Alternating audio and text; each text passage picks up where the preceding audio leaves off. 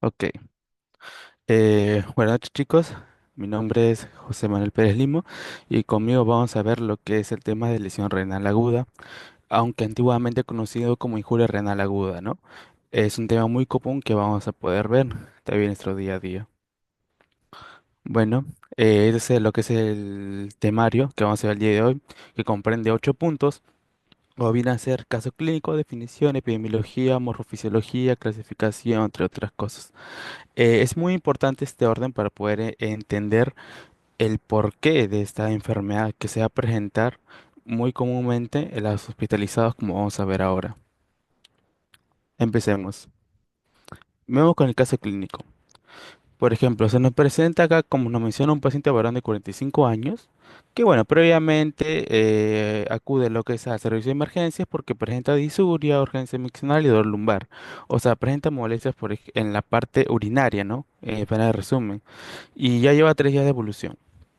Refiere que este cuadro inició con una sensación de ardor al orinar, poliaquiura, que quiere decir que va muchas veces al baño, y una molestia en la región lumbar derecha, o sea, nosotros podríamos asumir que es la región de los flancos, ¿no? Ya lleva, después de un día, él presenta lo que es fiebre, acompañado de escalofríos y malestar general. No tiene náuseas, vómitos o diarrea. Y además, en la consulta, el paciente nos menciona que dejó de lo que es administrar líquidos, ya que sentía mal, como otra lesión, un malestar general, y además su dificultad para orinar. No obtiene edemas, su orina está sin mismo color de siempre, ni hay infecciones previas o enfermedades renales. Y además, por todo esto, se le sospecha que tiene una ITU, o sea, una infección del tracto urinario, por lo cual se va a manejar con ciprofloxacino y se va a reponer líquidos. De lo cual le va a mejorar inicialmente, pero al tercer día vamos a ver que va a haber algunos cambios que se va a desarrollar, como vamos a ver en el siguiente. Como podemos ver, su perfil renal el primer día y el otro es el tercer día. Entonces, a nosotros acá nos vamos a ir las siguientes preguntas. ¿Tiene realmente lo que es una lesión renal aguda? Y si lo tiene, ¿qué tipo sería? Y además, ¿qué nos indica la creatinina, la urea y la fena, que es uno de los parámetros que vamos a evaluar en lo que vamos a ver el día de hoy? Entonces, ya con este contexto en general, podemos empezar lo que es el tema. Ok, empecemos. Definición y epidemiología de la lesión renal aguda. Definición. Como sabemos, la lesión renal aguda actualmente se define como una disminución o pérdida de la función renal con una elevación de los compuestos nitrogenados, como cuáles, creatinina, urea, de los cuales puede tener una alteración en la producción de orina, ya que puede haber diferente presentación, ya sea, por ejemplo, con oliguria, anuria, etcétera, ¿no? Y además, esto es clínico y se puede revertir.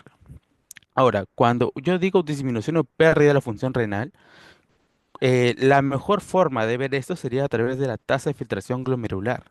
Este es el mejor indicador de la función renal. Es por eso que la enfermedad renal crónica, como vieron con mi compañero Sebastián Sarria la semana pasada, eh, sirve para poder estadiar cómo en qué se encuentra la enfermedad.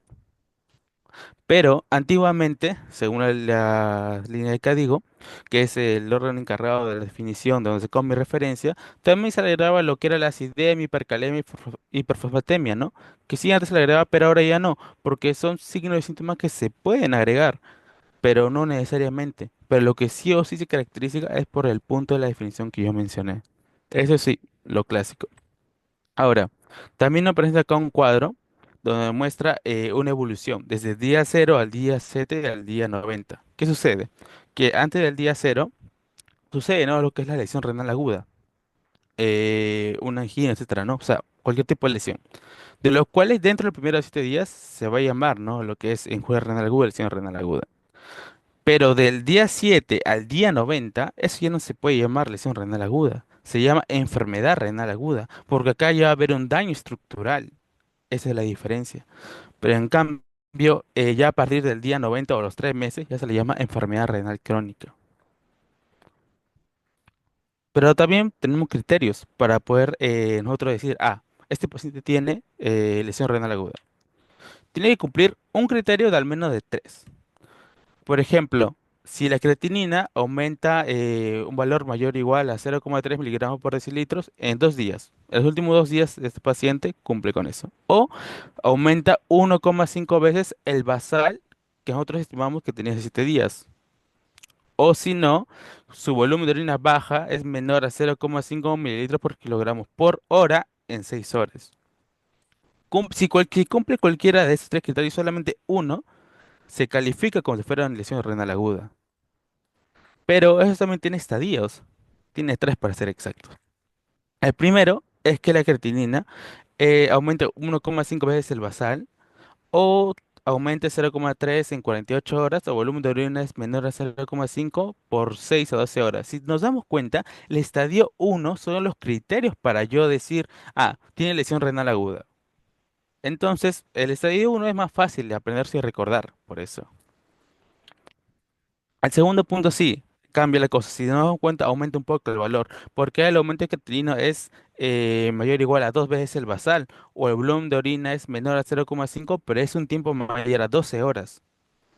El punto 3 es cuando la creatinina es mayor o igual a 3 veces el basal o aumenta en 4 miligramos por decilitros, o el volumen de orina disminuye en 0,3, pero en puro tiempo mayor a 24 horas. Entonces, de manera de resumen, sé que puede ser un poco memorístico, es cierto, pero de manera de resumen, por eso he resumido acá y he resaltado con diferentes colores los puntos más importantes. Por ejemplo, en el estadio 1, 2, 3, la creatinina tiene un diferente color. En el estadio 1 es mayor o igual a 1,5, en el estadio 2 mayor o igual a 2 y en el estadio 3 mayor o igual a 3. El volumen de orina también varía con el tiempo. Estadio uno es a 6 a 12 horas, estadio 2 a mayor o igual a 12 horas, estadio 3 mayor a 24 horas. Solo hay una diferencia con respecto a lo que es también otro tipo de diferenciación con respecto al punto resaltado en verde, que es cuando hablamos de otro porcentaje. Pero igual, es muy fácil aprender con la práctica y es cuestión de leerlo. Eso ustedes lo van a tener. Con respecto a la epidemiología, es muy importante. ¿Por qué? Porque según las últimas actualizaciones, la lesión renal aguda sucede entre el 5 al 7,5% de las hospitalizaciones. Entonces, si nosotros tenemos pacientes que están en el hospital, como ustedes que van a llevar semiología ya dentro de poco y van a poder ver esto, van a ver que algunos van a desarrollar esta enfermedad. Y además es una complicación común en los que están en UCI. Es por eso que es muy importante saber cómo diagnosticar, estadiar y cómo tratar este tipo de enfermedad. Y además, podemos presentar así como por ejemplo, lo que es la neumonía. Hay lo que es adquirido en la comunidad y lo que es adquirido en el hospital. En países en vía de desarrollo como el Perú, es más común que se adquiera en la comunidad la lesión renal aguda que dentro del hospital. Además, siempre los extremos de la vida son más susceptibles a una mayor mortalidad, como los niños y adultos, que son los que están en extremos de la vida, ¿no? Ellos son más susceptibles a poder fallecer por ese tipo de enfermedad. Y además, la principal causa de etiología viene a ser la causa prerrenal, que es, bueno, lo vamos a analizar en las siguientes diapositivas.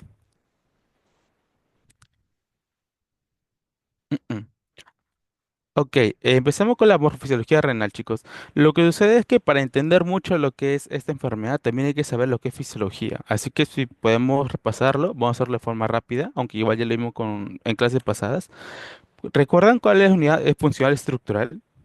A ver en el chat. ¿Alguien recuerda cuál es la unidad funcional estructural del riñón?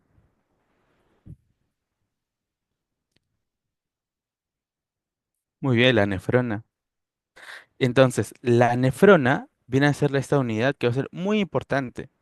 Y va a estar compuesto ¿por qué? Por el corpúsculo y los túbulos. Esta combinación da la nefrona. Y acá tenemos una imagen que va a representar lo que es una nefrona.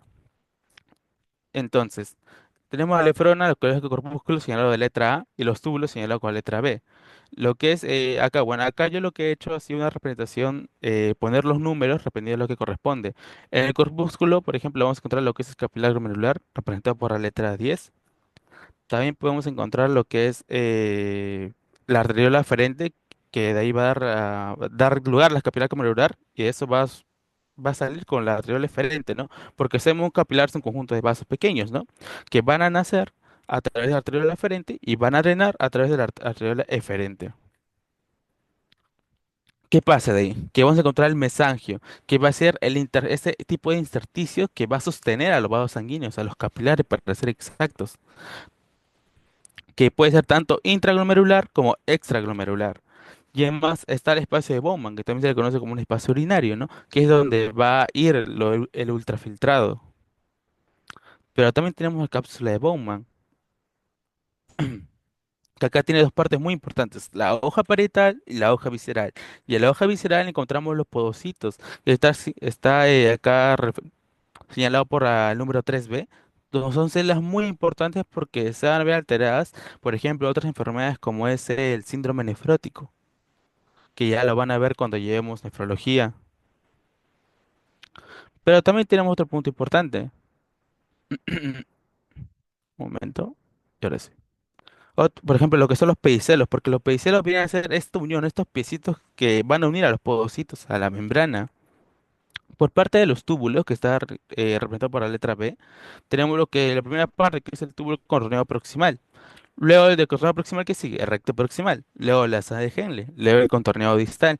Pero acá en el contorneo distal tenemos una parte muy importante que se llama la mácula densa. ¿Por qué? Porque la mácula densa viene a ser parte de lo que es regulador de la presión, como hemos visto en fisiología, ¿no? ¿Por qué? Porque la mácula densa viene a ser parte de lo que es el aparato yuxtaglomerular, junto a las células yuxtaglomerulares, para lo que es censar, ¿no? Como sabemos, como tal, es el sodio, y ver si es que hay poco, hay bastante, y así controlar las presiones y volúmenes. Es por eso que en enfermedades como, por ejemplo, cuando hay una hipovolemia, hay bajo consumo de sodio, es muy importante la mácula densa porque va a ser quien va a regular toda nuestra presión. Es parte de, y va a activar el sistema renina angiotensina aldosterona, ¿no? Como sabemos. Ok, siguiendo con la morfofisiología, acá tenemos la representación. Mira, acá a la izquierda podemos ver esta imagen donde vemos, ¿no? Aquí vemos de la nefrona, los túbulos, los capilares.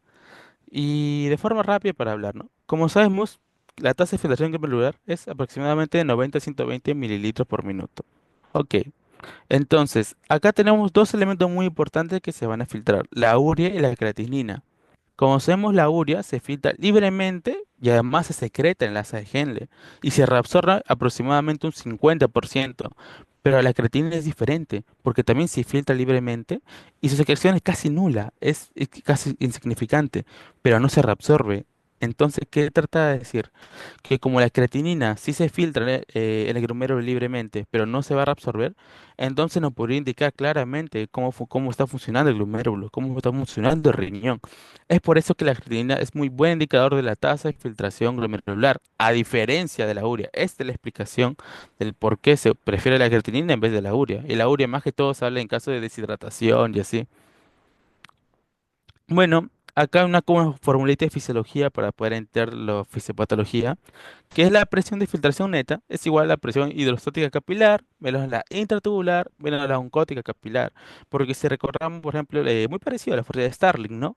La hidrostática capilar es la fuerza que favorece, ¿no? La salida de líquidos a los vasos. La oncótica capilar es lo que favorece que se mantenga y la presión intratubular también favorece que salgan, ¿no? Ahora, chicos, como sabemos, la arteriola aferente y la arteriola eferente tienen diferentes funciones al momento de regular presiones también. Como sabemos, la mayor función de las prostaglandinas es la vasodilatación. Y esto lo van a ver, por ejemplo, en patología, que ya van a llevar dentro de poco. Por ejemplo, la prostaglandina E2, que se encarga de vasodilatar la arteriola aferente. Mientras que la arteriola eferente, su vasoconstricción va a ser dependiendo del sistema renina-angiotensina-aldosterona. Entonces, cuando va a haber un desequilibrio en este punto, es donde va a ocurrir un daño con el tiempo, y eso lo vamos a analizar después. Entonces, acá tenemos el túbulo proximal representado. De manera general, como usamos el túbulo proximal, acá tenemos un célula del túbulo proximal, ahí tenemos el lumen y la sangre, ¿no? Entonces, sabemos que el túbulo proximal, sus células, reabsorbe sodio, reabsorbe glucosa, también se encarga de reabsorber aminoácidos, fosfatos, así como de excretar iones de hidrógeno, ¿no? O sea, también se encarga de la regulación ácido-base, porque recordemos que solo funciona de riñón. Además, ellos se encargan de resolver lo que es la célula, pero también se encargan de excretar, como es los iones potasio, llevar a la sangre lo que es la glucosa, aminoácidos, fosfato, lactatos, que son el tipo de ácidos, ¿no? Y además del bicarbonato. Entonces, si nos damos cuenta, normalmente se tiende a eliminar los iones hidrógeno, que son para ácidos, y a retener el bicarbonato, que van a regular. Entonces, acá vemos que el túbulo control proximal también tiene estas funciones de tampones buffer. Ahora, ¿qué pasa? Que dentro del túbulo proximal hay un segmento llamado segmento S3, que va a estar ubicado en la médula externa, que está acá representado por esta barra de color verde. Sí se puede ver, ¿no? Entonces, esta zona, como puedes ver, tiene muchas funciones. Como podemos ver al de arriba, donde el gráfico es el lumen, sangre y la célula, el túbulo proximal tiene muchas funciones. Pero ¿qué sucede con este segmento? Que este segmento tiene muy poca perfusión para toda la chamba que hace, toda la chamba que hace. Entonces, esta parte trabaja y tiene menos perfusión. Entonces, ellos necesitan más oxígeno, ellos hacen bastante metabolismo, hacen que sea más sensible a lo que son a la isquemia y a toxinas, porque como recordemos, el túbulo gluteal proximal también se carga de lo que es la excreción, por ejemplo, o represión de lo que es muchos medicamentos. Entonces, el segmento S3, recordemos, el segmento S3 que está ubicado en la médula externa, tiene menor perfusión sanguínea y ellos hacen demasiado trabajo, entonces necesitan demasiado oxígeno y son por lo tanto más sensibles a la isquemia. Y es por eso que es el segmento más afectado. Y entonces, ¿qué trato de decirlo con esto? Que cuando hay isquemia por diferentes motivos, sea hipovolemia, shock, entre otros motivos, eh, el segmento S3 del túbulo proximal y la asa ascendente de Henle se ven afectados. Pero la asa ascendente de Henle no tiene funciones de detoxificación con respecto a medicamentos, como los tiene el túbulo control proximal. Ah, porque en cambio, si fuera un daño por medicamentos o por toxinas, solamente se vería afectado al segmento S3 y no el asa de Henle ascendente. Pero en caso de isquemia, ambas partes sí se ven afectadas. Y es una diferencia muy importante que hay que anotarlo. Pues chicos, hasta ahora todo bien. Repasamos fisiología renal de manera rápida. Sé que es un poco extenso, pero es importante repasarlo. ¿Tienen alguna pregunta hasta ahora o se está entendiendo?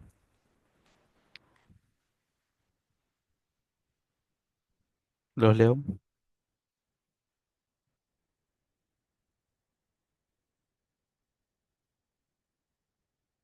Bueno, supondré que no hay ninguna pregunta.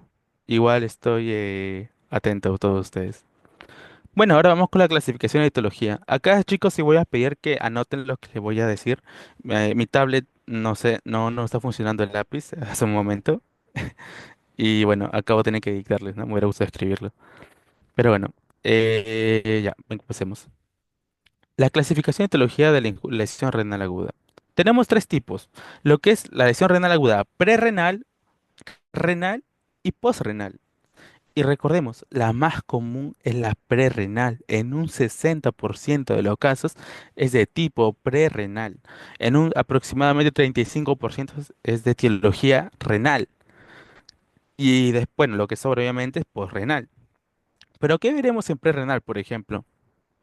Lo que es una disminución de volumen verdadero. O sea, por ejemplo, en caso de deshidratación severa, shock, hipovolemia. Ahí anótenlo a un costado, por favor, chicos, porque es importante. Ese es el volumen verdadero. Pero, por ejemplo, también podemos tener lo que es problema por una difusión cardiopulmonar. Por ejemplo, en un tromboembolismo, en una insuficiencia cardíaca, no funciona el corazón, el pulmón, hay problemas. Entonces, por eso que se le llama disfunción cardiopulmonar y no va a haber una correcta perfusión al riñón. Igualmente, volumen verdadero. Cuando hablamos de un volumen verdadero, hablamos de volumen arterial efectivo. O sea, la sangre que realmente está en las arterias, que va a perfundir. Por ejemplo, una persona que está en hipovolemia, como sabemos, puede llegar a shock, shock hipovolémico. Y nosotros sabemos, según la fisiopatología del shock, que va a haber una vasoconstricción de algunas arterias para mantener el cerebro, entre otras cosas. Pero igual, el riñón casi siempre se ve afectado, porque normalmente lo que el cuerpo busca es rescatar el corazón, el cerebro, pero el riñón lo deja de lado, porque se activan también mecanismos complementarios para mantener esa presión, como es el sistema renina-angiotensina-aldosterona. Cuando hablamos un cambio de la resistencia vascular, acá hablamos clásicamente, por ejemplo, del shock séptico, que es la mayor causa, pero solamente de cambio de resistencia vascular. El shock séptico es muy común porque va a suceder una vasodilatación tan grande que técnicamente va a haber una menor precarga y entonces no va a llegar la sangre, el corazón no va a llegar suficiente sangre para bombear y entonces no va a llegar tanto el riñón y va a producir lo que es isquemia. Y con cambios hemodinámicos renales, acá más que todo vamos a hablar de medicamentos que ya les voy a explicar y les va a gustar, estoy seguro de eso. Con respecto a renal, si nos damos cuenta, nos hablamos netamente en el riñón. Cuando hablamos de aquí renal, no hablamos de corazón, pulmón, la sangre, pero no hablamos netamente de un daño de riñón. Pero en aquí renal sí, hay un daño de riñón. Por ejemplo, puede ser a los túbulos, al glomérulo. Por ejemplo, acá la imagen que tenemos a la izquierda, el primero, ahí tenemos, ¿no? Lo que son los túbulos, el glomérulo, o el intersticio, que es la base, como sabemos, según histología, es lo que va a mantener, ¿no? A la zona que está ahí, o puede ser un daño vascular, pero ahí dentro del riñón. Es un daño dentro, pues por eso también se le dice aquí intrarrenal.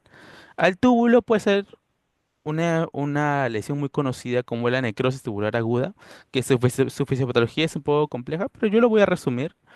Glomerular, como las glomerulonefritis, que son muy agresivas. Intersticial, por el depósito inmunocomplejo que puede ser, o vascular, como puede ser estenosis. O sea, hay muchas causas, la verdad. O sea, la lesión renal aguda no es que sea unas cuantas causas y ya no. Es un conjunto de causas extensas que pueden ocasionar lesión renal aguda. Entonces, por eso es que es importante entenderlo para no cometerlo, porque como les dije, es común, especialmente en UCI y en hospitalizaciones. Bueno, ahora vemos, por ejemplo, lo que es el aquí postrenal, donde acá sí es un poco más sencillo, porque es después, o sea, después de los riñones, ¿no? Entonces, ¿qué puede ser dentro del riñón? Como por ejemplo, a la izquierda tenemos piedras, o una obstrucción extrarrenal, como puede ser a nivel de la vejiga, el uréter, la uretra, ¿no? Pero vamos ya a la fisiopatología para entenderlo. Acá se le pide mayor atención y cualquier pregunta me la escriben en cualquier momento, porque sí me interesa mucho que entienda esta enfermedad. Ok. Vamos a empezar con la lesión renal aguda prerrenal. Tenemos, como mencioné, problemas de volumen verdadero, lo que es su disminución. Puede ser por hemorragias, diarreas o déficit en la ingesta, o sea, una deshidratación por X motivo, ¿no? ¿Qué pasa? Como sabemos que va a bajar la volemia, va a producir hipovolemia. Esa hipovolemia va a disminuir lo que es la precarga, que el corazón va a tener menos zona para eyectar y por lo tanto va a disminuir el volumen arterial efectivo. Al disminuir el volumen arterial efectivo, va a disminuir la presión hidrostática capilar, porque está disminuyendo la cantidad de líquido dentro de la sangre. Ya, ese es un punto importante que quiero que se lo aprendan. Y ahora vamos con lo cuando hay un cambio de la resistencia vascular. Por ejemplo, es el shock séptico, como ya lo mencioné, que hay una vasodilatación generalizada y entonces ya no llega al corazón tanta sangre, disminuye la precarga, disminuye el volumen telediastólico y ya no llega mucha sangre a lo que es al riñón. Lo mismo con el síndrome de pato renal, porque, a ver, eh, de manera resumida, el síndrome de pato renal sucede más que todo en pacientes cirróticos. ¿Qué sucede? Como nosotros sabemos, en una cirrosis va a haber una vasodilatación generalizada, así como si fuera tipo un shock séptico, ¿no? Mientras que va a haber una vasoconstricción por otro lado. Pero ¿qué sucede? Que en ese tipo de la cirrosis va a haber una vasodilatación generalizada a nivel esplácnico. ¿Por qué? Porque lo que es, por ejemplo, intestino, estómago, se va a librar lo que es prostaglandinas por la hipertensión portal que la va a acompañar. Entonces, esas zonas van a tener más sangre. Pero ¿qué pasa si el estómago, el vaso, el intestino tienen más sangre? Dejas sin menos sangre al resto de órganos. Entonces va a llegar menos sangre al riñón, menos sangre al cerebro, entre otros órganos. Solo la zona esplácnica es la que se va a ver, entre comillas, beneficiada, pero no el resto. Cuando hablamos de síndrome renal, puede ser, por ejemplo, la insuficiencia cardíaca congestiva, que es común. ¿Qué sucede? Que En la insuficiencia cardíaca congestiva hablamos de una falla de la bomba, o sea, una falla del corazón. Entonces, el corazón no puede bombear mucha sangre, ya sea por diferentes causas, por un infarto, tal vez por otro motivo. No puede bombear mucha sangre. Y al no bombear mucha sangre, va a hacer que menos sangre llegue al riñón, o disminuyendo lo que es la sangre que llega al riñón. Entonces, por lo tanto, de manera resumen, el shock séptico disminuye la presión arterial por la aceleración generalizada. El hepato renal, por lo mismo, porque hay menos sangre ahora que va a ir al riñón, al cerebro de otros órganos, pero a nivel esplácnico sí va a haber más. Carro renal, un clásico ejemplo, insuficiencia cardíaca congestiva. Eso anótenlo, por favor. O sea, falla la bomba, se bombea menos sangre, llega menos sangre. Entonces, ¿qué sucede? Que disminuye la presión hidrostática capilar. O sea, acá la fuerza de Starling son muy importantes. Por eso que les puse esa fórmula, porque en base a eso se va a basar mucha etiología, mucha fisiopatología. Ahora, cuando hablamos de difusión cardiopulmonar, que sí puede ser un poquito más complejo. Por ejemplo, hablamos de la insuficiencia cardíaca congestiva, que claro, puede ser parte cardiopulmonar, así como alteración de resistencia vascular. Entonces, ¿qué sucede? Como ya expliqué en la insuficiencia cardíaca congestiva, pues el corazón, ya sea por un infarto, una arritmia o una hipertrofia, etcétera, ya no es capaz de bombear suficiente sangre. Entonces disminuye, ¿no? Lo que es la sangre al resto de órganos. Otro ejemplo muy clásico que es en pacientes que llevan sentados grandes tiempos y además cumplen con lo que es la triada de Virchow, como la que es la éstasis venosa, un estado de hipercoagulabilidad, entre otros, son muy susceptibles a desarrollar trombos. Y es muy común verlo en las piernas. O sea, eso cuando lleven semiología, créeme que van a verlo. El tromboembolismo pulmonar sucede que hay un trombo que va a llegar, ¿no? Lo que es a las arterias pulmonares. Y entonces, por eso ya no va a haber el ventrículo derecho, que como sabemos llega, ¿no? Está el tronco pulmonar, van las arterias pulmonares, para que se intercambie gaseoso, oxigena, vuelve lo que es a la auricular izquierda, etcétera. Y entonces, la sangre se va a quedar ahí. Hay un trombo. Ya no va a suceder ese intercambio gaseoso. Entonces, el corazón, el ventrículo derecho se va a dilatar, la aurícula derecha, o sea, de forma aguda, y ya no va a haber ese correcto bombeo, porque el ventrículo izquierdo también se va a ver afectado, porque el gasto, recordemos chicos, el gasto cardíaco derecho, o sea, el corazón derecho, es igual al corazón izquierdo. Entonces, se va afectado uno, se va a ver afectado el otro también. Y en un taponamiento cardíaco.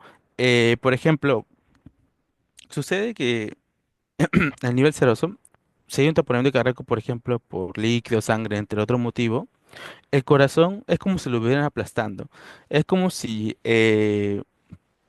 todo ese líquido no dejaría que el corazón bombeara, porque es como que tú harías un puño y pondrías tu mano encima. Tú no puedes abrir el puño porque tu mano lo está cubriendo. O sea, lo evita. Es lo mismo con el corazón. Si hubiera líquido, sangre o lo que sea que está taponando, el corazón no va a poder bombear porque no tiene espacio para hacerlo. Y entonces no va a llegar sangre al riñón. ¿Qué sucede? Que va a disminuir entonces en general el gasto cardíaco. Y al disminuir el gasto cardíaco va a llegar menos sangre al riñón y ¿qué va a hacer? Que disminuye la presión hidrostática capilar en general. Ahora vamos con cambios de la hemodinamia renal. Como yo les mencioné, la arteriola aferente depende, ¿no? De lo que es de las prostaglandinas y la aferente depende de lo que es el sistema renina angiotensina aldosterona. Entonces, ¿qué vamos a hacer? Algunos medicamentos como los AINES, los YCARA2. ¿Alguien recuerda cuál es la función? Bueno, ya estudió lo que es farmacología y ¿sabe cuál es la función de los AINES? A nivel de qué enzima actúa. No se preocupe si no lo sabe, aquí estamos para aprender.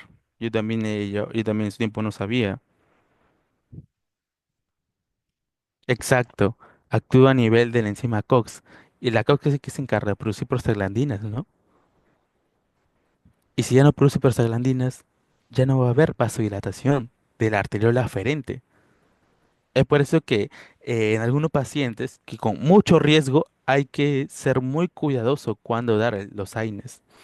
Por ejemplo, los YECA, los ARA2, que se usan en tratamientos para personas con hipertensión arterial.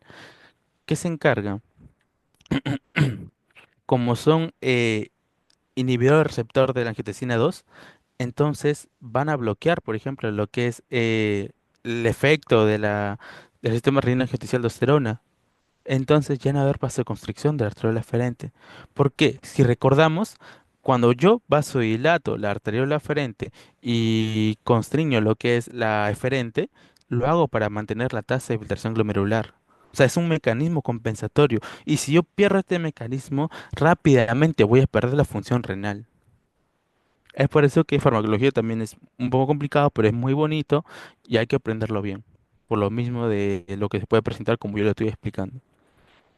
Bueno, entonces de forma general podemos ver, ¿no? Que al no haber ya esta regulación, se pierde la presión hidrostática capilar. Entonces, en la lesión renal aguda prerrenal, el eje viene a ser la disminución de la presión hidrostática capilar. Aquí, recordando la fórmula, disminuye la presión hidrostática capilar. ¿Y qué sucede? Que te disminuye la tasa de filtración glomerular. ¿Por qué? Porque al disminuir la presión hidrostática capilar, la fórmula se va a ver más pequeña. La presión de filtración neta se hace más pequeña. Entonces ya no se puede filtrar mucho. Por lo tanto, la tasa de filtración glomerular baja. Ya. Pero recordemos que es un daño a nivel de los vasos. O sea, no se ha dañado lo que es a los túbulos. Entonces los túbulos están funcionando aún. Claro, porque acá como se menciona los túbulos, que son, ahí se ve el control proximal y está la sala de Henle, la imagen de la izquierda, siguen funcionando. Entonces, como siguen funcionando, los túbulos aún pueden reabsorber lo que es sodio. Como yo les expliqué la morfofisiología renal, reabsorción de sodio, reabsorción de glucosa, aminoácidos, de urea, bueno, creatinina se excreta. Por eso hice el repaso de fisiología que me pareció muy importante. ¿Qué sucede? Que la relación entre la BUN, que es a la urea, entre la creatinina, va a ser mayor a 20 a 1. ¿Por qué? Porque como está funcionando los túbulos están reabsorbiendo urea, la concentración de urea sí va a ser alta, pero la creatinina se excreta, así que eso sí nada le va a afectar, la creatinina sigue excretando, a menos que estamos afectando lo que es el glomérulo. Pues, ahora, la fracción excretada de sodio, o más conocido como FeNA, va a ser menor al 1%. ¿Qué pasa, chicos? Que como le expliqué, en el túbulo corteo proximal se reabsorbe lo que es sodio. Y si los túbulos están funcionando, pues entonces los túbulos van a reabsorber el sodio. Entonces, en la orina no se encontrará mucho sodio, van a encontrar muy poco. Es por eso que la fracción excretada de sodio es menor al 1%. Entonces, recordemos, según lo que vimos en fisiología renal, es que también la sal de geles se encarga de lo que es regular la osmolaridad de la orina, también del túbulo colector. Pero si están funcionando todos los túbulos, entonces normalmente la osmolaridad de la orina es un poco alta. Es por eso que se mantiene mayor a 500. Y está bien, significa que los túbulos están funcionando. ¿Y qué vamos a ver, por ejemplo, cuando pidamos una prueba de orina? Los cilindros hialinos, que va a ser muy clásico de que no va a señalar de una lesión renal aguda prerrenal, pero no es pacto homónico, o sea que no es solamente de esa enfermedad, pero que también se puede presentar de forma normal. Bueno, chicos, ¿se entendió fisiopatología de prerrenal o hay alguna duda antes de avanzar a renal, que sí es un poco más complicado, más denso? ¿Los leo? No hay problema.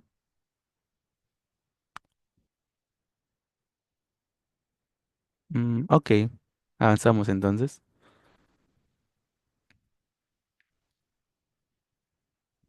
Ok, a esta sí es un poco más denso, así que acá sí les pido concentración. Y he sacado una bonita referencia para que puedan ver y entender. Ok, fisiopatología de la lesión renal aguda intrarrenal. Acá sí tenemos muchas causas. Por ejemplo, yo le mencioné el daño tubular. Acá tenemos dos clásicos ejemplos, como es la rhabdomiólisis y el síndrome de mielitis tumoral. ¿Qué es la rhabdomiólisis, si recordamos? Es esa ruptura de músculos, por ejemplo, de personas que van al gimnasio y van al doctor, le dice que su orina está oscura, que está con fatiga, fiebre. Lo primero que pensamos que es, rhabdomiólisis podría ser, porque no tiene síntomas de infecciones ni nada. ¿Qué sucede? Que la rhabdomiólisis, al haber una gran ruptura muscular, puede ser, por ejemplo, por traumatismo, o sea, por personas que se encuentran atrapadas en escombros, por ejemplo, puede causar una rhabdomiólisis. Y eso va a hacer que, que, como sabemos, va a aumentar lo que es las concentraciones de las enzimas del músculo en el plasma, porque todo va a la sangre. Por ejemplo, en un infarto, ¿por qué me dio las troponinas? Porque las troponinas están dentro de la sangre, perdón, están dentro de las células cardíacas y se van a liberar al corazón cuando mueren, perdón, a la sangre cuando muere. Lo mismo con el músculo en general. Los músculos tienen mioglobina. Entonces, si esa célula muscular muere, va a liberar la mioglobina a la sangre. Esa es la misma lógica. Ya, entonces, ¿qué sucede? Que se eleva en sangre y como sabemos, el riñón va a filtrar la sangre, constantemente filtra la sangre. Pero hay que entender algo. la mioglobina es tóxica para los túbulos.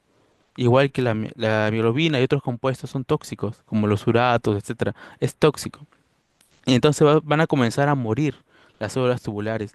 Y sucede lo que se llama la necrosis tubular aguda, que es la causa más común de, de lo que es la fisiopatología de lo que es la lesión renal aguda intrarrenal. La necrosis tubular aguda es la primera causa. Ahora, como sabemos, las células comienzan a morir. Entonces comienzan a caer de los túbulos, pero comienzan, por ejemplo, a formarse cúmulos y van a comenzar a van a obstruir la luz de los túbulos. Pero eso también se hace mortal. ¿Por qué? Porque al tú obstruir aumenta la presión. Esa presión también va a causar inflamación, más inflamación de lo que ya está sucediendo. Entonces va a ocurrir más necrosis. Entonces forma un mecanismo ahí de retrógrado de lo que es de necrosis, obstrucción, van a favorecer bastante lo que es la muerte de las células tubulares. O sea, es como un toma que te doy y así constantemente. Pero tenemos otro ejemplo que es muy bonito del síndrome de lisis tumoral, que esta imagen que podemos ver de las células color celeste, ya vemos su concentración, sus componentes. Tiene una alta concentración, por ejemplo, de DNA, de ácido úrico. Entonces, ¿qué sucede? Que si estas células tumulares mueren en gran cantidad, van a liberar lo que es mucho ácido úrico. Pero, ajá, el ácido úrico también es dañino para las células tubulares. Y además, estas van a formar cristales dentro de los túbulos. Y esos cristales es como también van a hacer daño a los túbulos y también van a obstruir. Entonces, al obstruir hacen más daño, hacen necrosis tubular aguda. Entonces, si se damos cuenta, la fisiopatología tanto de rhabdomiólisis como el síndrome de lisis tumoral es muy parecida. Ok, entonces acá tenemos una imagen de lo que es de la necrosis tubular aguda, donde este se quede en la revista Nature, donde podemos, claro, mira, acá podemos ver lo que es una célula dañada y se recluta citoquinas, ¿no? Se libera citoquinas para atraer a las células inmunitarias, que esto lo van a ver en patología y es muy bonito en inmunología también.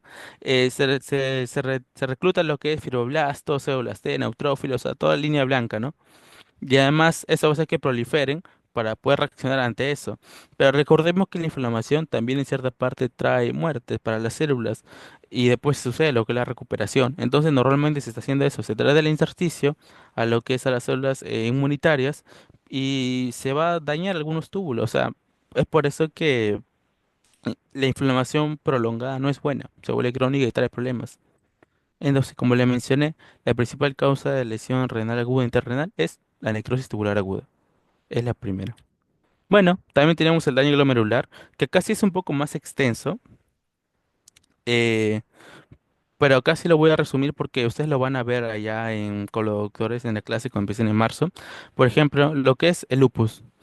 Lo que pasa es que en el lupus se puede depositar lo que es inmunocomplejo. Como sabemos, el lupus es una enfermedad autoinmune, donde se puede depositar complejos dentro del glomérulo y se activa el sistema del complemento, por lo tanto, produce inflamación, produce necrosis y se vuelve daño del glomérulo. La vasculitis igual, como dice su nombre dice, vasculitis, inflamación de los vasos. Entonces, si tú dañas los vasos, vas a dañar especialmente los vasos de riñón, o sea, los capilar glomerular. También lo que es la glomerulonefritis, como es la rápidamente progresiva, que puede suceder, ¿no? Y lo que es la glomerulopatía en general, como síndrome nefrítico, síndrome nefrótico. Entonces, de manera de resumen, lupus, vasculitis, glomerulonefritis, glomerulopatías son solamente una de las tantas causas que puede haber que pueden dañar el glomérulo. Pero en general, ¿qué sucede? Que al tú dañar el glomérulo, acá como está señalado como una X, se pierde la integridad de la membrana basal glomerular. Y la glomerulopatía en general, como el síndrome nefrítico y el síndrome nefrótico, son una de las manifestaciones. Y bueno, y ya hay clases específicas de síndrome nefrítico y síndrome nefrótico que lo van a ver seguro con nosotros y también con los doctores y le vamos a explicar de la mejor forma. Con respecto al daño vascular, pues acá sucede que la hipertensión, cuando hay una emergencia hipertensiva se refiere cuando la presión es mayor a 180, en sístole 120, en diástole 110, y hay daño de lo que es de órgano blanco. Eso se le llama emergencia hipertensiva. Sucede de que al haber daño de órgano blanco, por ese caso de riñón, vas a reducir lo que es la tasa de filtración, vas a reducir los vasos porque hay demasiada presión. La arteriola frente a frente no lo puede soportar, produce esclerosis de los vasos, o sea, se pierde la luz también. Entonces, también sucede con la trombosis de la vena renal. Trombo obstruye de la vena renal. Entonces, eso también va a alterar a la arteria renal, porque recordemos que toda la circulación está conectada. Es así, bien, es un circuito doble. Si tú afectas una vena, en el caso de vena renal, se va a hinchar y va a presionar a la arteria renal y por lo tanto vas a dañar la vasculatura también de la arteria renal. Microangi- También la microangiopatía trombótica, que como si microangiopatía, o sea, hablábamos de pequeños vasos que van a tener trombos, que vas a afectarlo también. Entonces, cuando tú pones un trombo en general en una arteria, en una vena, vas a producir inflamación, porque recordemos que el eje de todas de todo es la inflamación. Por eso es que en patología es muy importante que ese tema lo estudien bien. ¿Qué sucede? Que como dije, ya, sucede inflamación. Entonces, con el tiempo vas a reclutar células inmunitarias, va a haber en parte disfunción endotelial porque es una inflamación crónica, no es aguda. La aguda normalmente tiende a resolverse y luego a reparar ese daño, pero con lo crónico, ese daño ya es permanente. Es por eso que sucede lo que es la fibrosis. Bueno, va a suceder lo que es la disfunción endotelial y va a haber un daño endotelial. Y eso lo va a ver en cardiología, pero endotelio es un órgano, porque es un órgano, es muy importante, porque se encarga de regular lo que es la presión también y de muchas otras funciones que, bueno, es un tema muy extenso y muy aparte. Pero sí, ese daño endotelial es la base de lo que causa el interrenal. Daño intersticial. Este sí es un poco más fácil, pero también interesante. ¿Por qué? Porque puede usar por medicamento por infecciones. Los AINES, la fosfaticina B, los aminoglucósidos, ¿qué sucede? Que normalmente no causan nada, o sea, son medicamentos, no deberían causar nada, se le conoce como apteno. José, ¿qué es un apteno? Un apteno viene a ser un elemento que es capaz de producir una respuesta inmune, en el caso cuando está combinado con otros elementos inmunes, ¿no? Por ejemplo, la USAID, fosfaticina B aminoglucósidos, pueden producir una hipersensibilidad de tipo 1 o 4. ¿Esto qué quiere decir? Que va a producir una respuesta inflamatoria en algunos casos. O sea, no a todos, pero sí puede suceder. Especialmente en pacientes con problemas del sistema inmune, o sea, con enfermedades autoinmunes, puede suceder. Por eso hay que tener cierto cuidado. ¿Qué sucede? Que a nivel inserticio que está señalado con letra roja, es el inserticio, es una representación, ¿no? En el caso va a venir, por ejemplo, eosinófilos, van a venir eosinófilos, neutrófilos, y van a dañar la zona, van a dañar el inserticio. Y recordemos, el inserticio viene a ser el soporte estructural, funcional y alimenticio, también en cierta parte, de lo que es de la zona donde se encuentra, en este caso de los túbulos, por ejemplo. Aunque también lo encontramos, por ejemplo, en el glomérulo, pero en este caso de los túbulos, yo estoy señalando. Pero también puede ser por infecciones. ¿Por qué? Por ejemplo, el virus de hepatitis B, hepatitis C, el virus, el VIH, el Epstein-Barr, pueden también causar lo que es un daño intersticial. ¿Por qué? Porque como sabemos, cuando hay un virus, en general un patógeno, hay una respuesta inmune, claro. Hay una inflamación, porque la inflamación le causa de todo. Lo que pasa, por ejemplo, el virus hepatitis B, me parece muy interesante, es que a veces la respuesta inmune puede ser tan exagerada que, claro, se producen lo que es la inmunoglobulinas. ¿Ya alguien recuerda qué célula se encarga de producir los anticuerpos? O sea, las inmunoglobulinas. Es parte del sistema inmune humoral. A ver, os leo. ¿Alguien recuerda? Es un linfocito que se encarga de producir anticuerpos, o también conocido como inmunoglobulinas.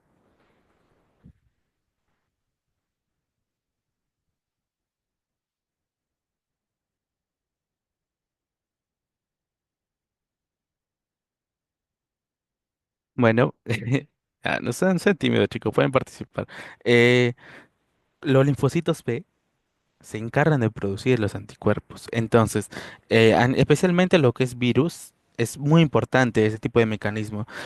Entonces, se va a producir lo que es conocido también como inmunocomplejo. O sea, estos anticuerpos se pueden depositar en el intersticio del riñón.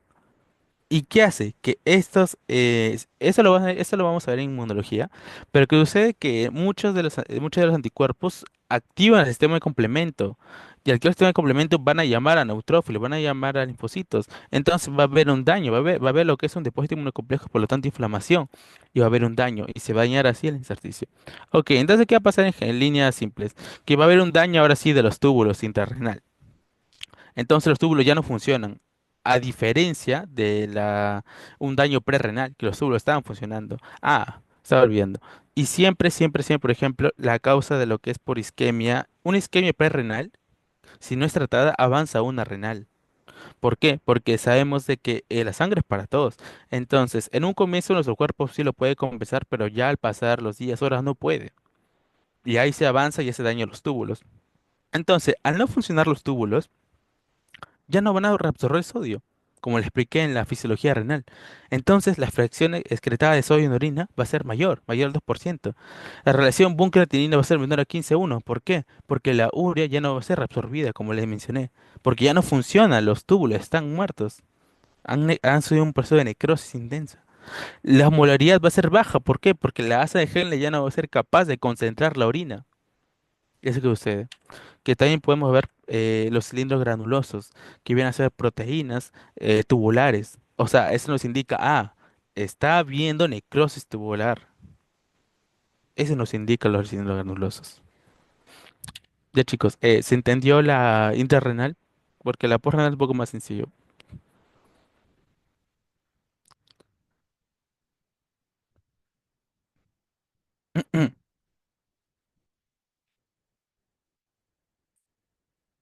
Ujú, ok,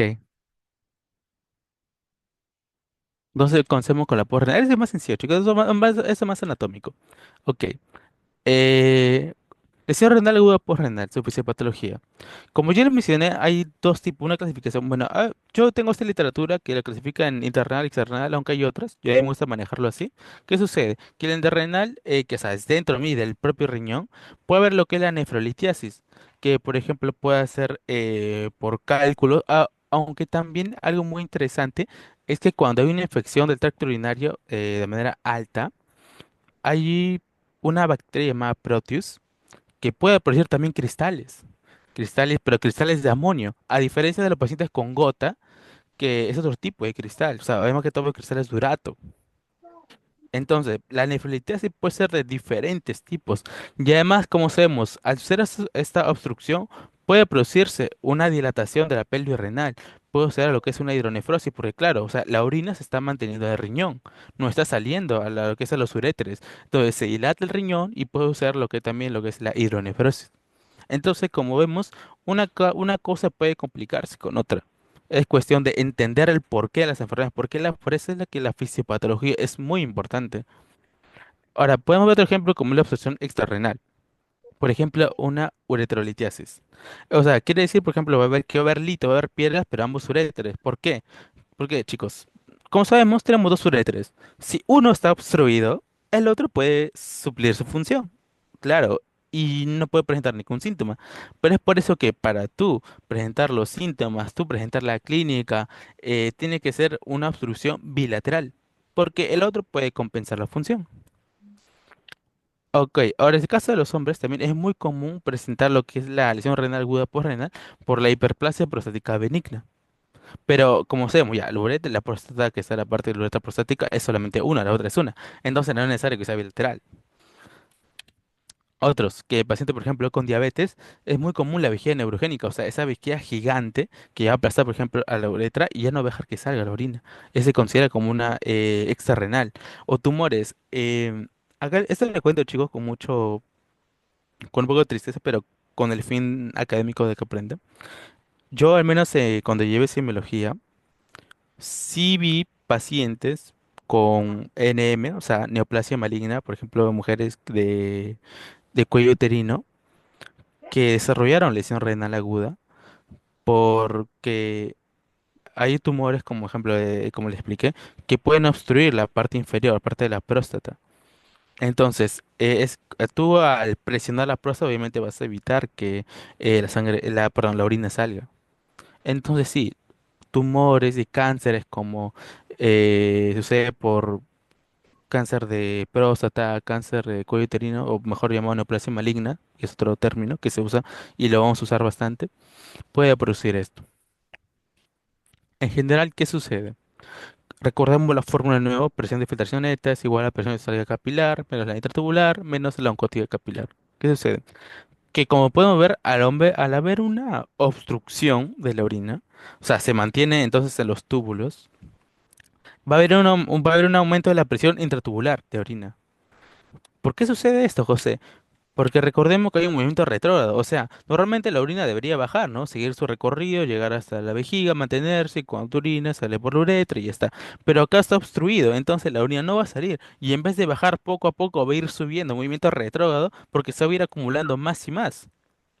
Y por ese movimiento retrógrado es que la presión dentro de los túbulos, o sea, se van a llenar de orina y va a aumentar su presión.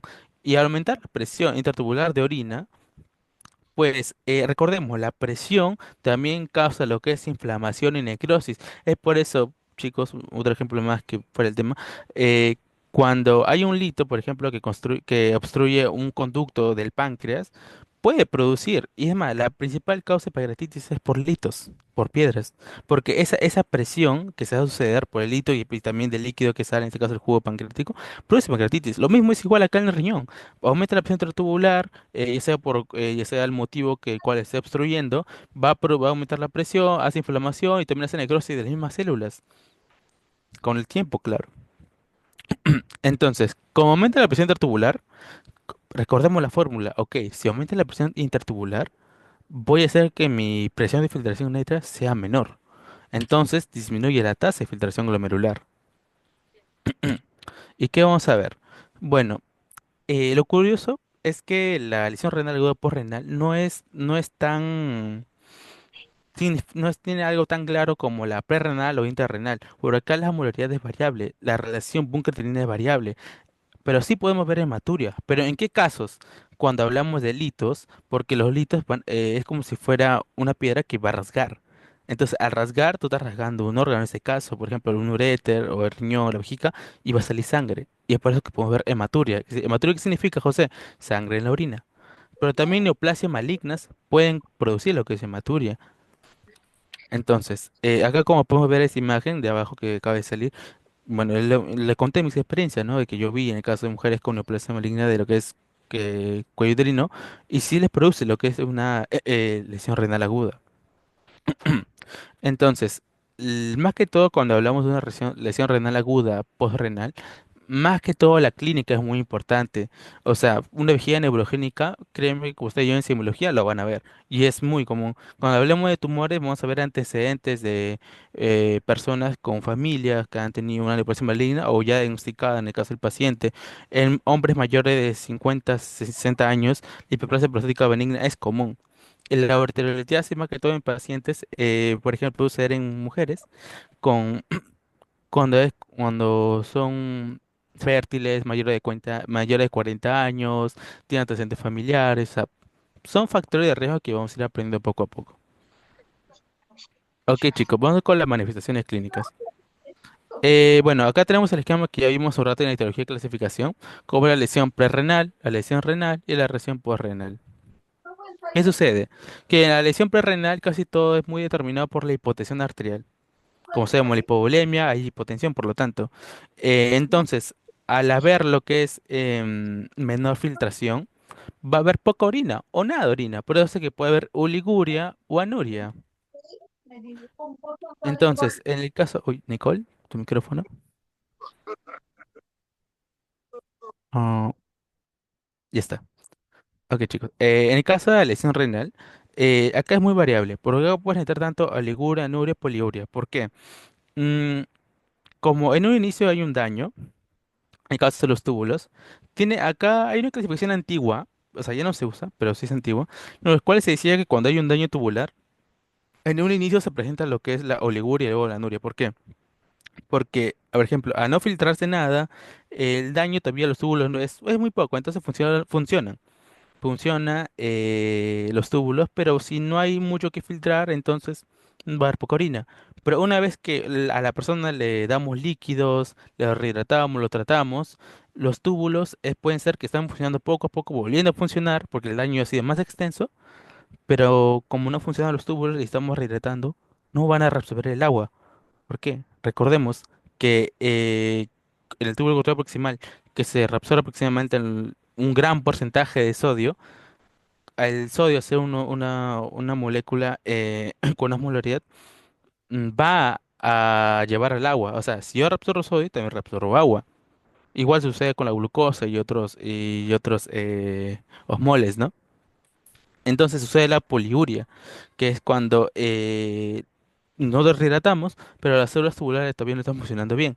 Y luego ya regresa a la normalidad, ¿no? O sea, más que todo tiene que ver con el momento del daño. Si es un daño inicial, va a ser oliguria, anuria. Si es un daño que ya lleva unas horas, puede producir poliuria, pero luego va a regresar a la normalidad si tratamos la causa, claro está. Porque si nos damos cuenta, la lesión renal aguda son múltiples causas que la pueden causar.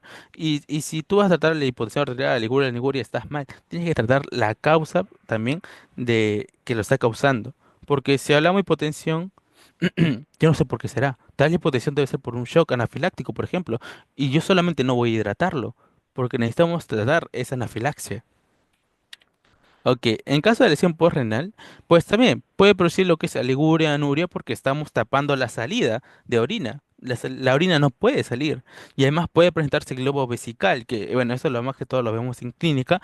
Y también podríamos ver por lo que es un dolor en flancos. El dolor en flanco es muy característico, por ejemplo, esto lo vamos a ver en semiología también más adelante. Y es porque cuando hay piedras, o sea, litos. Hay técnicas, o por ejemplo, cuando hablamos de los puntos renoureterales, que eso también es parte de semiología, van a ser positivos. ¿Qué es decir? Que, acá hay una inflamación de los uréteres, o en el caso de puño percusión lumbar, que es para los riñones, si le está doliendo, puede haber una inflamación de los riñones, o sea, ver dónde está el problema, pero más que todo, mayormente es por litos, por piedras. O sea, eso sí, mayormente quédense con lo más común, porque es lo más común que, bueno, por delante, lo más común que vamos a ver. Pero igual, lo que las siguientes causas hay que aprenderlas. Ok, como hay oliguria, anuria, puede ser que nosotros estemos reteniendo volumen. Nosotros al retener volumen vamos a aumentar la presión hidrostática capilar. Entonces puede producirse edema, porque así como vimos en fisiología, y lo vamos a ver también en fisiopatología, el edema puede suceder por un aumento de la presión hidrostática capilar o por una disminución de la presión osmótica capilar. En este caso, aumentamos la presión hidrostática capilar por una retención de volumen, puede ser por la ligura, anuria, por a ver qué daño, depende del daño, qué tipo de lesión sea renal, renal por renal, y puede causar disnea. ¿Por qué? Porque también puede suceder lo que es un edema pulmonar. Entonces, la disnea es la sensación de falta de aire que puede suceder porque no hay, o sea, está afectando el pulmón. Su causa, retención de volumen. Es una manifestación clínica que podemos ver. Ahora, como recordemos, el riñón se encarga de filtrar los compuestos nitrogenados. Si recordemos la definición de lesión renal aguda, o sea, puede haber un aumento, va a haber un aumento de los compuestos nitrogenados como urea y creatinina, pero la urea es tóxica también en exceso. ¿Por qué? Porque puede producir una uremia. ¿Y qué sucede? Que puede presentar la encefalopatía. ¿Por qué? La encefalopatía viene a ser lo que es este daño. En este caso, cuando es por ejemplo, como la urea, es reversible, porque no hay un daño estructural. ¿Qué presenta encefalopatía? Asterixis, puede llegar al coma, una pericarditis, puede causar también anemia, por ejemplo, porque también es muy parecida a lo que es la manifestación de lo que es la enfermedad renal crónica, cuando aumenta la urea, disminuye la vida media de los eritrocitos, pero eso es crónico, esto es más agudo. Entonces, la encefalopatía aguda por uremia, o sea, por elevación de lo que es, por ejemplo, la urea, puede producir este tipo de síntomas, signos, que tiene que tratarse sí o sí. Ok, también puede haber, por ejemplo, lo que es la acidosis metabólica o la hipercalemia, porque recordemos que una de las funciones del riñón es regular lo que es, o sea, hacer un tampón, un buffer. Y siempre, casi siempre una acidosis metabólica se presenta con una hipercalemia, porque dentro de las células hay un intercambiador, que es entre iones hidrógeno y potasio. En caso de acidosis, ¿qué es verdad? Acidosis me está diciendo de que hay demasiado iones hidrógeno, por ejemplo, en la vasculatura. Entonces, las células que hacen, hay muchos iones hidrógeno. Entonces, yo traigo iones hidrógenos al espacio intracelular, pero tengo que botar el potasio al espacio extracelular. Entonces, uno por otro. Y entonces también va a aumentar demasiado el potasio en este intento de las células por compensar y va a haber una hipercalemia. ¿Y qué puede presentar? Signos y síntomas: náuseas, vómitos, la respiración de Kussmaul, que es una respiración muy clásica de lo que es daño al medular, en caso de encefalopatías, pero eso lo vamos a ver en semiología también, y lo que es arritmias, que es muy común de la hipercalemia, que pueden ser muy mortales. Bueno, chicos, en ese caso, para ya terminar con el caso clínico, yo sé que ha sido un poco extenso, pero así es el tema. Bueno, vamos con...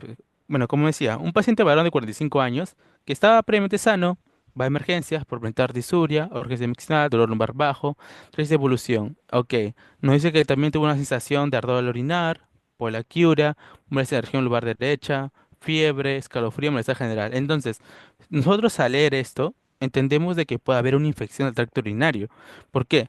Por la disuria, por el dolor lumbar bajo, que puede ser tal vez, que significa que ahí puede haber una inflamación, hay una inflamación, ¿no? A nivel de lo que es la parte de los uretres, la parte inferior, ardor al orinar, por muchas ganas de orinar, por la poliaquiuria y la fiebre. Casi siempre la fiebre, en este caso por signo de inflamación, ¿no? Por una infección. Y además que los calofríos y malestar general. Porque algo muy común es que en muchas enfermedades hay lo que es, ¿cómo se dice? Así, lo que es fiebre persigue de escalofríos. Es muy común de muchas infecciones. Entonces, hasta ahora nosotros sospechamos de una infección del tracto urinario. Ok. Nos menciona que no tiene náusea, no tiene vómitos o diarreas. Al momento de que se hace la consulta, pues el paciente, por lo mismo que se siente mal, no consume líquidos y tiene dificultad para orinar, ¿no?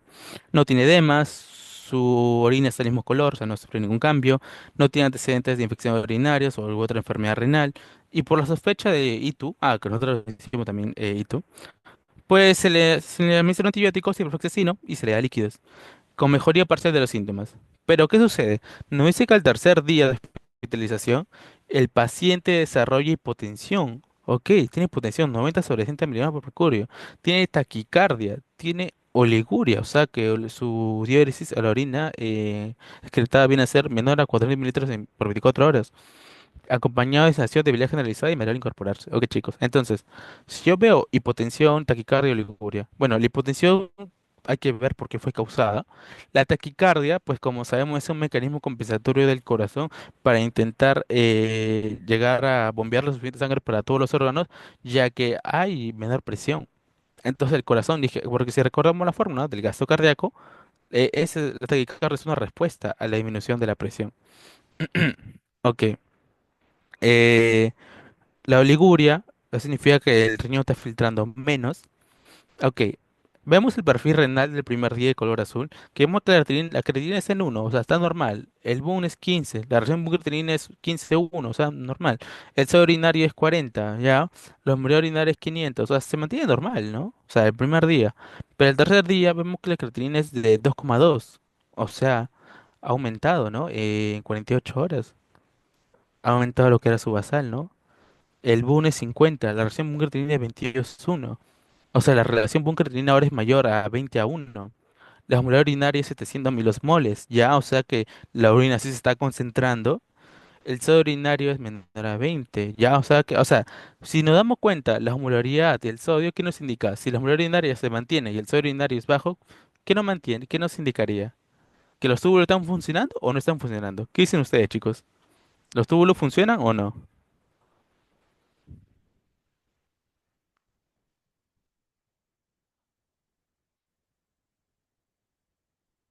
Ujú, los leo.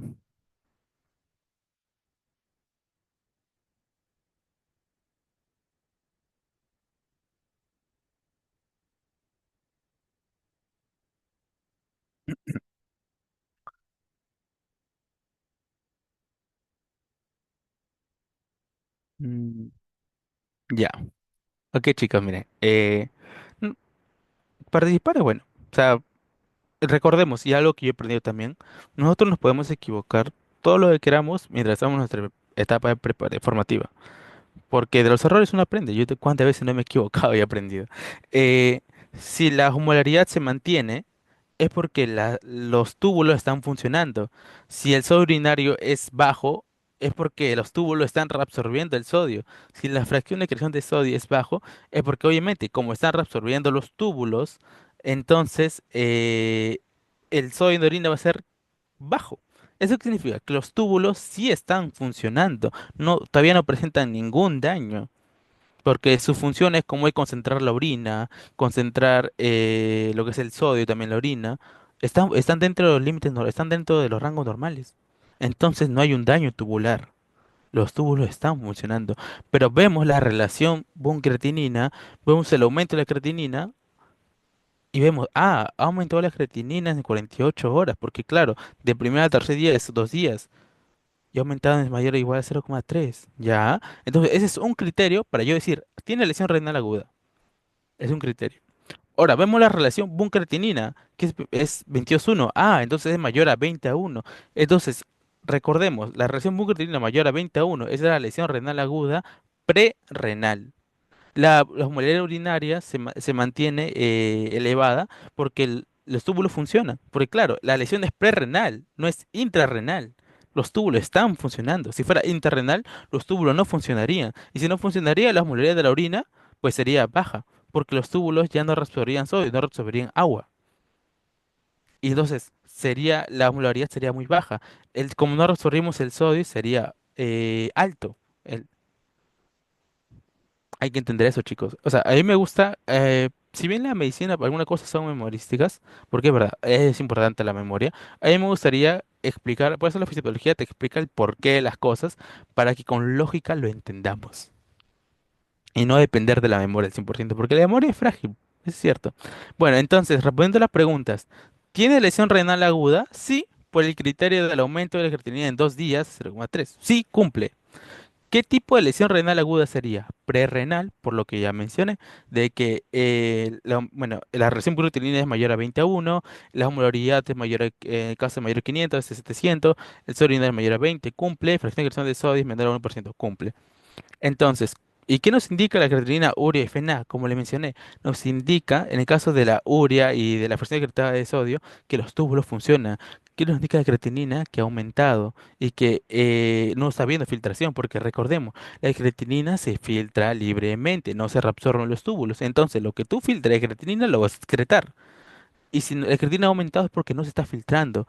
Y probablemente la causa de esta lesión renal aguda prerrenal sea de que el paciente no se está hidratando por la fiebre alta que está presentando. Es probablemente eso. Bueno, chicos, eso sería todo de mi parte. Espero les haya gustado la explicación. Yo sé que la lesión renal aguda es un poco extenso, me he pasado más de una hora, pero si tienen alguna duda, de verdad, me la pueden decir. Yo con gusto los voy a escuchar y los voy a responder lo que ustedes digan. ¿Tienen alguna pregunta?